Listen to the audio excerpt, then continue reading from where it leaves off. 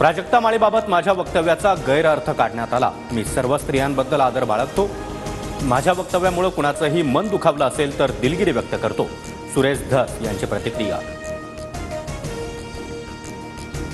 बीडमधील शस्त्र परवान्यांची तपासणी सुरू। विनाकारण शस्त्र दाखवणाऱ्यांवर गुन्हे दाखल करणार। गरज नसलेले शस्त्र परवाने रद्द होणार। पोलीस अधीक्षक नवनीत कावत यांचा इशारा। सह्याद्री अतिथीगृहावर मंत्री धनंजय मुंडे आणि मुख्यमंत्री देवेंद्र फडणवीस यांच्यामध्ये संवाद। चर्चेचा तपशील गुलदस्त्यात। 100 दिवसांच्या रोड मॅपच्या आढावा बैठकीमध्ये मुंडे उपस्थित। संतोष देशमुखांचे बंधू धनंजय देशमुख सीआयडी कार्यालयात। भावाच्या हत्येतील आरोपींना 100% शिक्षा व्हावी। न्याय मिळाला मागे हटणार नाही। धनंजय देशमुख यांची प्रतिक्रिया। पोलिसांच्या मारहाणीमुळे सोमनाथचा मृत्यू। केंद्रीय मंत्री रामदास आठवले यांचा मोठा आरोप। दोषी पोलिसांवर कारवाई करण्याची मागणी।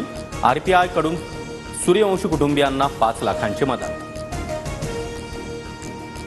मुंबईतील हवा प्रदूषण रोखण्यासाठी बांधकाम बंदची नोटीस। खासगीच नाही तर महानगरपालिकेचे काम बंद करण्याच्या सूचना। अन्यथा अजामीनपात्र गुन्हा दाखल होणार। महापालिका आयुक्त भूषण गगराणी यांचा इशारा।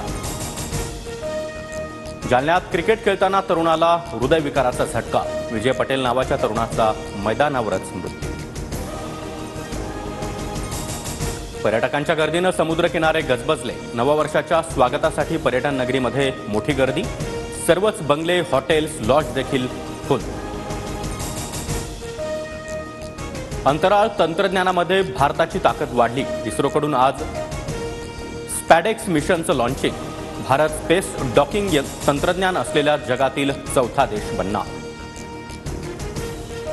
बॉर्डर गावस्कर ट्रॉफीमध्ये रोहित विराटची निराशाजनक कामगिरी। रोहितच्या 5 डावांमध्ये अवघ्या 31 धावा तर विराटच्या 7 डावांमध्ये 167 धावा। दोघांच्या निवृत्तीसंदर्भात सोशल मीडियावर चर्चांना उधाण।